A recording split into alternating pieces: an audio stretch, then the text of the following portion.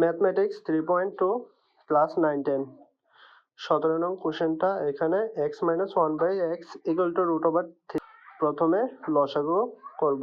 তাহলে x আর এভাবে গুণ দিলে x² - 1 √3। এবার আর গুণ দেব, তাহলে x² - 1 √3x।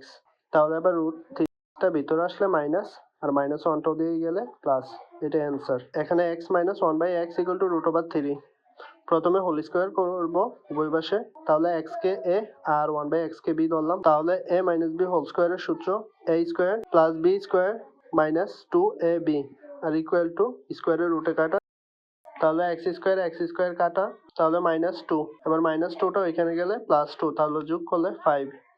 আবার উভয় পাশে হোল স্কোয়ার করব, সেম সূত্র a² + b² + 2ab equal to, তাহলে x² কাটা আর 2টা ওইখানে গেলে মাইনাস, তাহলে বিয়োগ করলে 23 পাওয়া যাবে লেফট হ্যান্ড সাইড। তাহলে 23 × x² + 1/x² এর মান হচ্ছে এটা। তাহলে বসালে 115। আর রাইট হ্যান্ড সাইড এটা ছিল, তাহলে 5 × x⁴ + 1/x⁴ এর মান এইটা। তাহলে গুণ করলে এত। সুতরাং left hand side equal to right hand side proved. খ হতে এই মানটা লিখতে হবে। তাহলে x² + 1/x² এর মানে এটা। এবার উভয় পাশে হোল কিউব করব। তাহলে a³ + b³ + 3ab × a + b 125।